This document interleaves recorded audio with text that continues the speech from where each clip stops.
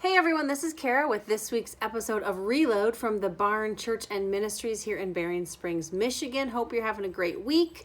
Thanks for tuning in. Make sure to comment below and let us know how this message impacts you, and make sure to share it with people that you think could receive from it, because we just want to bless people and help encourage people and inspire people to do new things and different things. So today I want to talk about giving.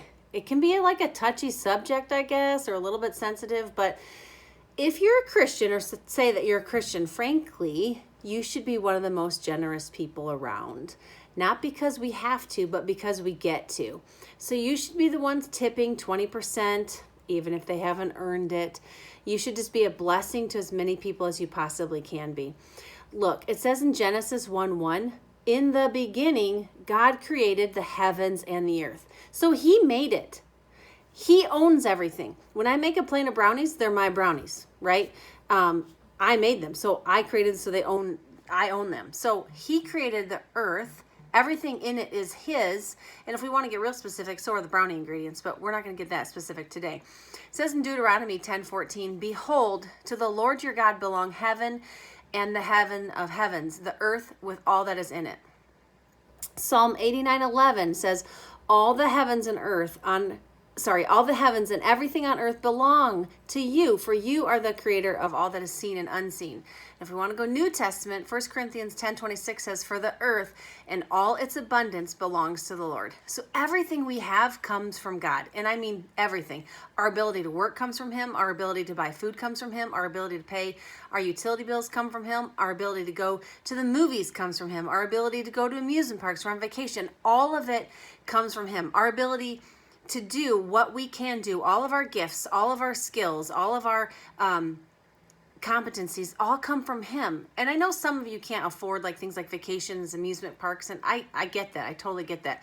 And there are times when things are very financially difficult, but there's never a time we shouldn't give back to God, because to give back to him or to tithe to him is so small in comparison to what he's done for us and what he's given to us. It's small. All he asks for back is 10% of everything that we have. It's practically nothing. My husband and I have testimony after testimony about how tithing and giving has blessed us. You know, in Malachi 3:10, I know it's Old Testament, it says the Lord talks about tithing, and is the only time in the entire Bible where God says to test him. Every other time he says, don't test the Lord, don't test the Lord. But this time he says, test me, see if I won't flood you with blessing after blessing after blessing. It's incredible. I know some people say that was Old Testament, but remember, that is the book that the disciples lived by. That is how they wrote the principles for their life. They wrote the New Testament, but they didn't realize they were writing the New Testament. They were writing letters to people. They didn't realize we'd still be reading those letters 2,000 years later. And even Jesus talked about giving. The apostles talked about giving. Giving is a principle, a biblical principle that just works. It's static. It doesn't go away. It works. Years ago, when my husband Shane and I started tithing, it was very, very tight. Like, it made no sense to tithe at all. But God made every dollar stretch. He just continued to come through for us and through for us and through for us. It was incredible. We even had a family living with us, and we were providing for them. It made no sense. God made every dollar stretch. We had $100 to last 2 weeks one time, and we had to go grocery shopping. So my husband went, and then he spent like $99 and some change, and all of that food for the four of us that lived there, plus the family that we were supporting, lasted 2 weeks until we got paid again. That's the power of tithing, because he will just make everything stretch. He just does that. That's what he does. Plus, he gives over and abundantly when you are consistent and disciplined and generous in your tithing. He just will come through for you in ways that you never thought possible. That is the faithfulness of God. He is a good provider, and frankly, I consider it an honor to give back the small amount he's asked for in his word. It's an honor. It's an honor to expand the church. It's an honor to give. It's an honor to be able to help people and know that some of what I give back to the church is helping other people.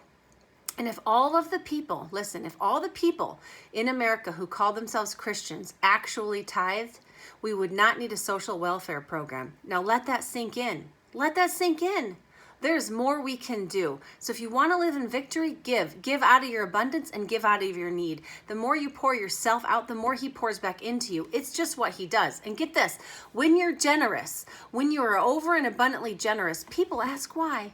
And then you have an opportunity to brag on God. You have an opportunity to say how awesome God is, because he is awesome. He's a good provider. He's a good daddy. He is good all of the time. And he has no lack. There's no lack in heaven. There's no lack in heaven. If we are citizens of heaven, there's no lack in us. So I think it's time we start acting like it.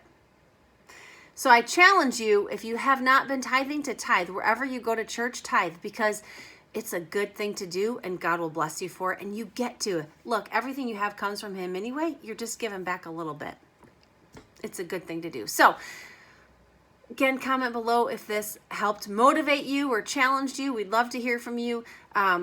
We've got service on Friday at 7 and Sunday at 11. They're two different services. We'd love to see you there if you're in Southwest Michigan. You can always find us on social media at YouTube, Facebook, and Instagram at The Barn Ministries. Website is thebarn.church, and we will see you soon. Have a great day. See you next week.